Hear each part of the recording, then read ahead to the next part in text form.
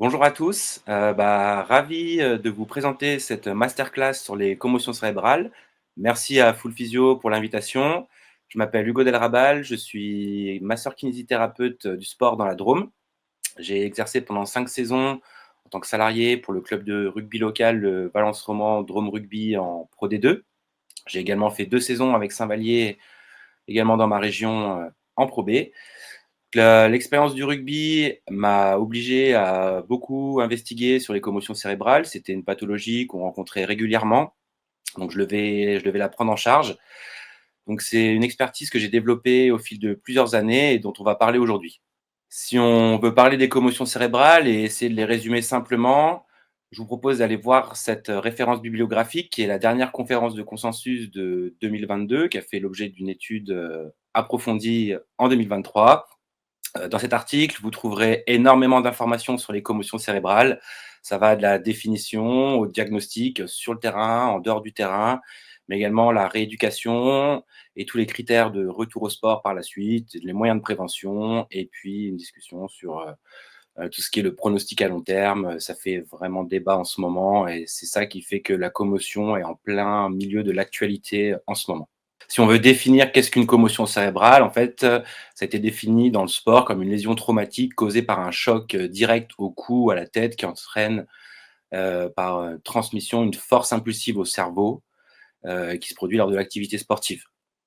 On distingue plusieurs mécanismes lésionnels de choc à la tête qui vont en fait, venir déplacer, la matière cérébrale, le cerveau, contre les parois de la boîte crânienne et c'est ce qui va créer la commotion. Donc on a des problématiques de choc direct, lorsqu'il va y avoir un choc direct à la tête et aussi des mécanismes de coup contre coup. En fait, quand votre boîte crânienne va impacter, le premier choc va être ressenti, à un niveau, de l'encéphale et l'onde de choc va se répercuter à l'opposé, ce qui va expliquer les différents types de symptomatologie.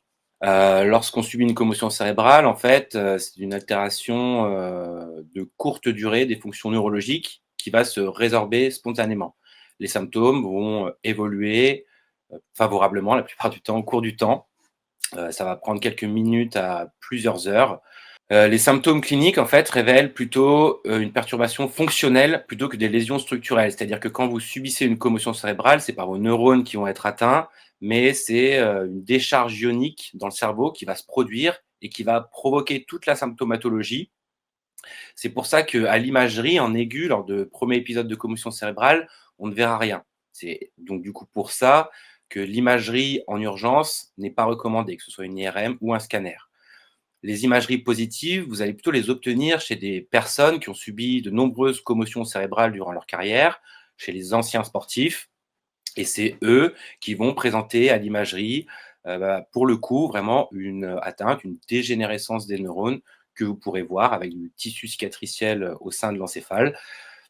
Mais, voilà, chez, vos sportifs, jeunes qui n'ont pas eu beaucoup de commotions cérébrales, vous ne verrez rien. On va distinguer 2 types de commotions, les commotions avec ou sans perte de connaissance. Donc là, votre intervention sur le terrain sera différente, avec un joueur qui est inanimé ou avec un joueur, qui n'aura pas perdu connaissance. Je vous montrerai à chaque fois les recommandations pour ces 2 cas.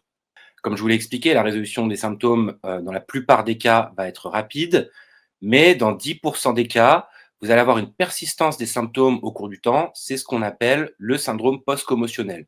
On parle de syndrome post-commotionnel lorsque les symptômes perdurent environ 1 mois après la commotion. Ça va être des prises en charge plus complexes pour vous en tant que kiné et ça va même être des prises en charge pluridisciplinaires. Donc c'est important que dans ce cadre-là, vous soyez préparés avec un réseau de soins local, que ce soit des médecins du sport, des neurologues spécialisés, éventuellement des psychologues, ou des personnes spécialisées dans, la rééducation, visuelle, vestibulaire et cognitive.